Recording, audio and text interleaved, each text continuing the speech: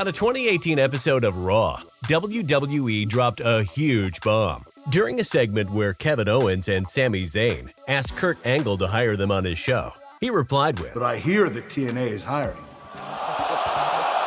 This was a big deal, as it was the first time the company has willingly mentioned Impact Wrestling, a corporation that was once its rival. Although, the very first time TNA was brought up is when Caval, formerly known as Low Key at Impact Wrestling, mentioned it at NXT. Because I'm the only reason for some total non-stop action. Well, by the way, that was stupid. Wrestling fans love CM Punk, and they proved it once again during his spectacular AEW debut. But the crowd has been chanting his name in WWE for years now. And during one of these instances in 2016, Stephanie McMahon has had enough and decided to respond with, "So if you guys could keep that up for about 2 minutes and 15 seconds, you'd last 1 second longer than Punk did." This was, of course, a jab at Punk's short-lived UFC career, where he lost in just 2 minutes and 14 seconds. To be honest, whether you like Stephanie's character or not, this was a savagely executed roast. Nobody is bigger than the WWE. On an NXT episode this year, Austin Theory and Johnny Gargano barged in on William Regal's meeting with Scarlett. After the rude interruption, Austin asked Scarlett if those were real. Those are huge. Are they real? I mean, yeah.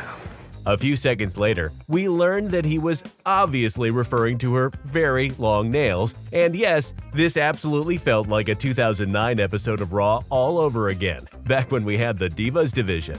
Those are the biggest nails I've ever seen.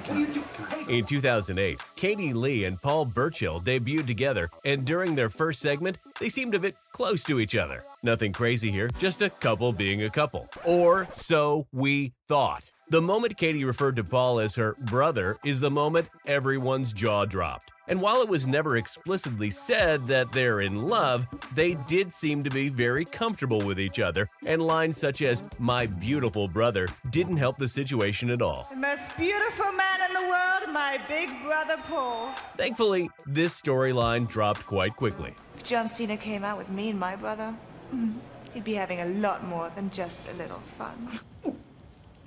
Are you okay? I'm fine. I just threw up in my mouth a little bit. On a SmackDown episode this year, Roman Reigns was ranting on the mic about John Cena. He went on to talk about how repetitive the superstar was and compared his gimmick to missionary position every single night. That was quite funny, and it's nice to see something relatively non-PG on the show. It's like missionary position every single night. John Cena, before the PG era, was truly a sight to see. During a 2006 episode of Raw, Cena decided to viciously diss Lita and referred to her with a certain word we can't mention here. He then went on a roll with a plethora of silly puns at the expense of the former women's champion. "She's not just a regular, she's a magical red-headed." While the jokes were absolutely ridiculous, it was quite entertaining and truly captured the essence of the ruthless aggression era. And G for gonorrhea, which was a little present that the left behind. The next entry probably goes down as one of the most disgusting moments in WWE history. In 2006, JBL got a new assistant called Jillian who had a huge mole on her face. "Take a look at this." Well, on an episode of SmackDown, the Boogeyman decided to eat the mole off Jillian's face. The crowd was absolutely disgusted. But on the bright side, at least now she doesn't have a mole. He's eating the damn thing! He's eating that mole off a damn face! Female athletes of today are changing the industry every day and are finally being recognized more for their accomplishments.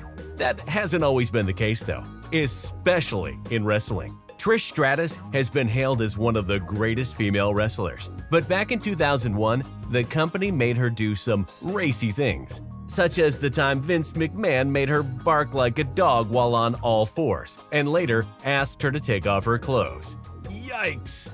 Damn it, bark like a dog! When you step into a roast battle with this 7-time women's champion, you are bound to lose. Trish Stratus was a great heel during her run, and proved that she can clap back at anyone, even to this day. During a segment between Elias and Trish, Elias decided to make fun of her hometown of Toronto. It's kind of like the Stanley Cup. They'll never see it in their lifetime. Trish, without hesitation, responded and totally destroyed him right then and there. Kind of like you winning a WWE championship. See, we warned you that she's a savage. Oh, look what we have here. We have the greatest women's champion ever. But this wasn't the only time WWE was insensitive.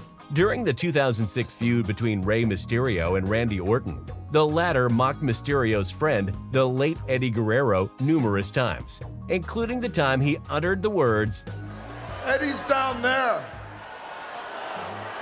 In hell!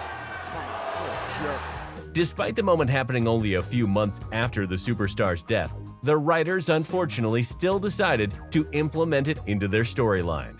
For the last week, I've had to hear how horrible and nasty of a person I am because of the things that I said about Eddie Guerrero. You would think that the writers learned their lesson after receiving a huge amount of backlash, but think again.